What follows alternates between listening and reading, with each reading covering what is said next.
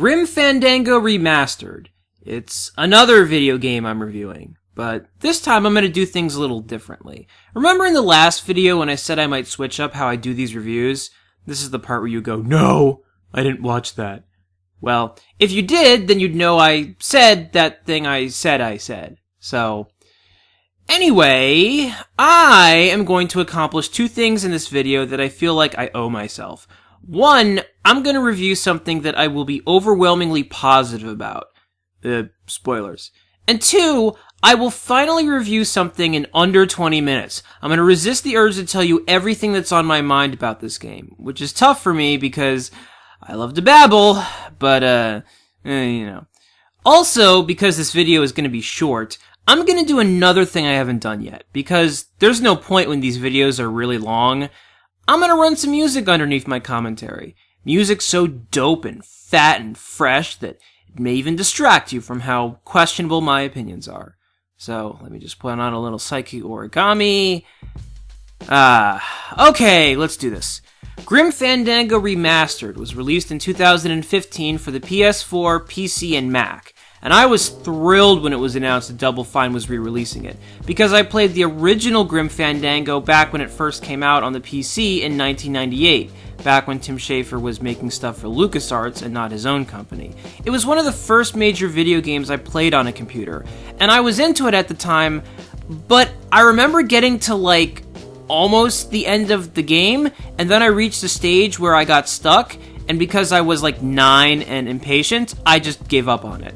So I went back to this game partly because I never finished it, and the idea of getting closure on this story 17 or 18 years later was kinda cool to me. Twist me up one of them, huh, fella? Yeah. Twist this, alright? And I'll admit, when I downloaded this game and started it up, I was afraid that it might not hold up, because that's always the danger of revisiting something that you found cool as a kid. But I'm happy to report that it does hold up. Grim Fandango is still an awesome game, and a unique one. You play as Manny Calavera, a Grim Reaper working as a travel agent in the land of the dead, and your job is to guide other dead vessels to the Ninth Underworld so that you can one day make that journey yourself once you've paid your debt to society. The concept of playing as a skeleton in the afterlife, even after all these years, is really original and creative, and it's made better by the fact that the plot is interesting and engaging. It has little sprinklings of dark comedy and film noir nostalgia too, and it's all based around Mexican folklore, and the idea that when you're dead, you're not in paradise yet, you still gotta work to get there. Well, I guess there are some folks worse off than me. Oh, I'll be leaving here soon enough. No thanks to dead and no commission low-life cases like yours, Menso. Simply put, Grim Fandango is just cool, and every time a cutscene would pop up, I would keep thinking to myself, how has this not been made into a movie yet? How is it that society has demanded multiple Paul Blart films, but somehow no one's gotten around to making a Grim Fandango movie? It's crazy. It seems like it'd be the easiest transition in the world for Pixar or DreamWorks. This is absolutely a story that could do well on the big screen, which is not something you can say about a lot of 90s games, by the way. That's a lot of responsibility, Mr. Calavera. As for the gameplay, you'll either go with it or you won't, because it too is rather unique. In the 80s and 90s, point-and-click adventure games were all the rage. There was once a time when Myst was the highest-selling computer game of all time.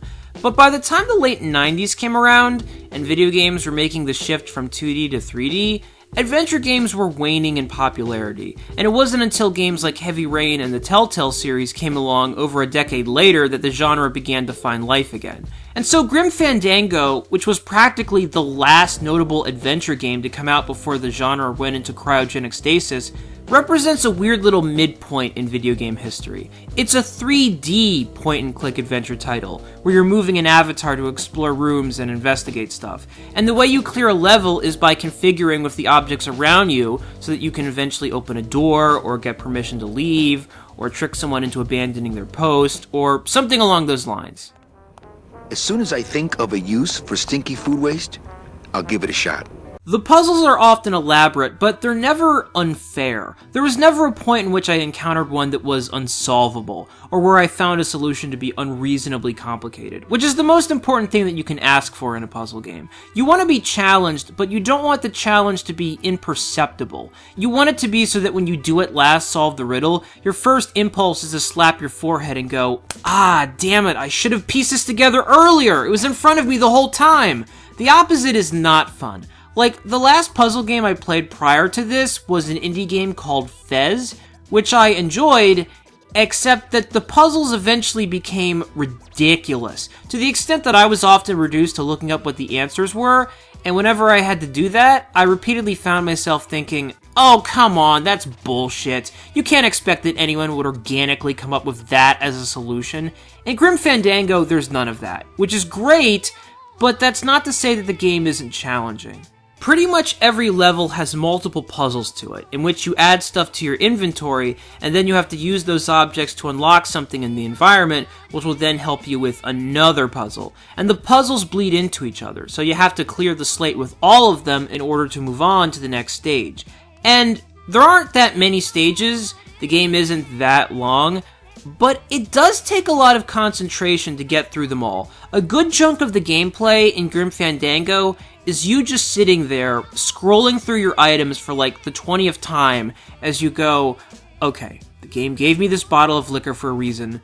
What do I have to do with it? How does it come into play? How do I use this in the environment? The game forces you to think and test things and theorize.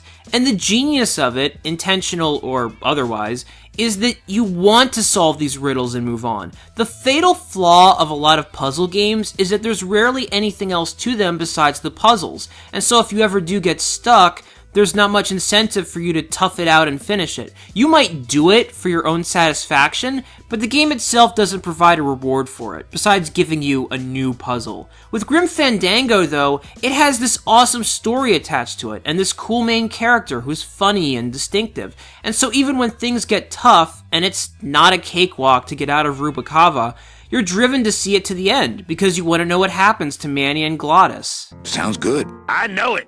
Fortunately, it has never been more convenient to solve these puzzles. The best part about the remastered version is that it comes with new camera relative controls, which is huge, because the original Grim Fandango, as great as it was, used something called tank controls. And if you're feeling nostalgic, you have the option of switching to that in the remastered version.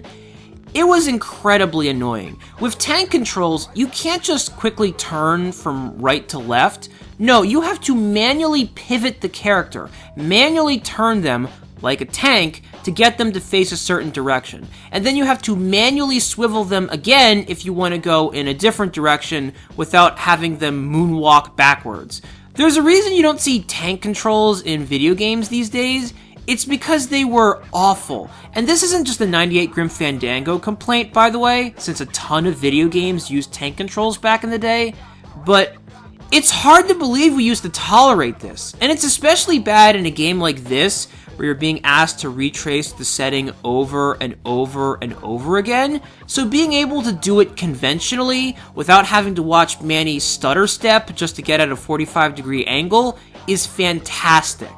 However, the controls still aren't perfect. On the PS4, you can move around by using either the D-pad or the left analog stick, and 95% of the time that works fine, but there are some instances where you do feel like you're fighting the controls a little. Instances where you're driving or hauling an object or dragging something, and in moments like that, you are going to have to lean more on the D-pad to get Manny to go where you want him to go, because the left analog stick isn't as precise as it could be in those instances. And that's a bit frustrating. Again, the controls are vastly improved, but there's still some late 90s design quirks within some of the gameplay operations, and it would have been nice if those were evened out a tad more in this version.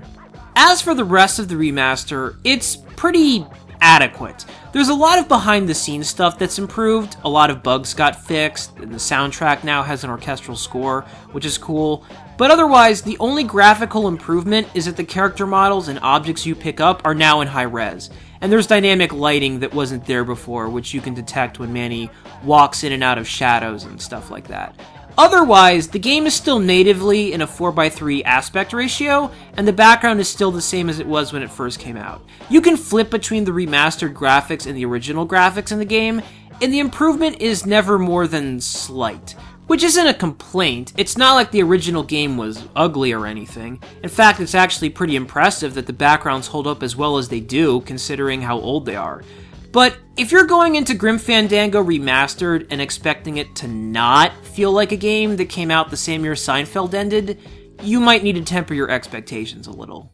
My secret to happiness, Manuel, is that I have the heart of a 12-year-old boy. I keep it over here in a jar. Would you like to see it? No. On the negative side, I don't have much else to say. The original Grim Fandango was a classic, and the PS4 version, while not as groundbreaking, is the best version there's ever been of it. But the one thing I will say, and this doesn't really register as a complaint either, is that this is something you have to be in the mood for. For whatever reason, I have talked to a bizarre amount of people who've downloaded this remaster, who have the game sitting on their system, and they like it, they want to play it, they're waiting to play it, and yet it's just been sitting there. You know, the game is so different, there isn't another game quite like it, and maybe it's because of that, and because it requires you to studiously examine the screen for long stretches of time, instead of firing off machine gun rounds in a battlefield, and because it's not that long, and because it's an older title, or some combination of all of that, that makes people sort of intimidated to just jump in and play it right away.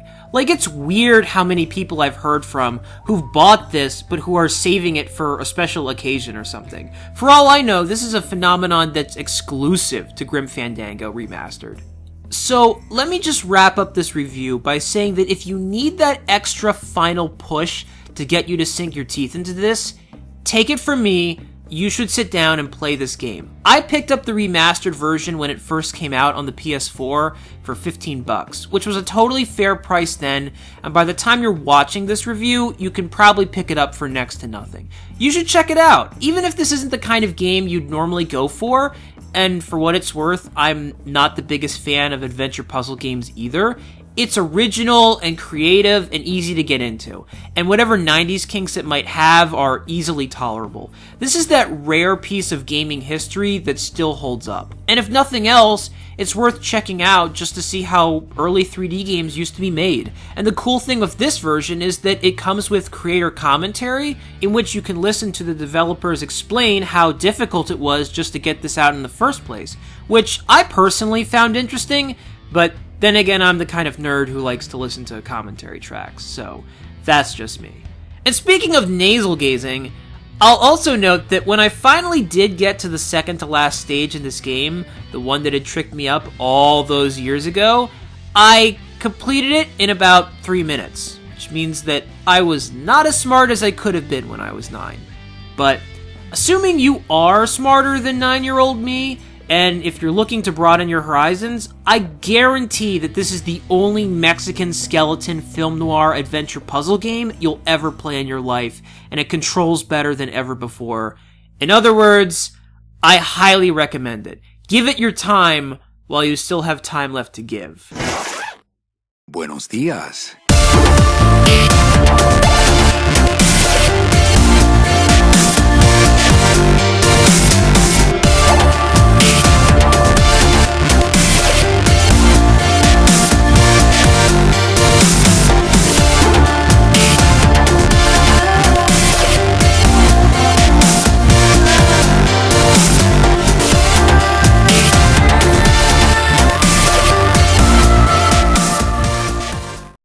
Le numéro gagnant, le 3, rouge, impère manque. 3,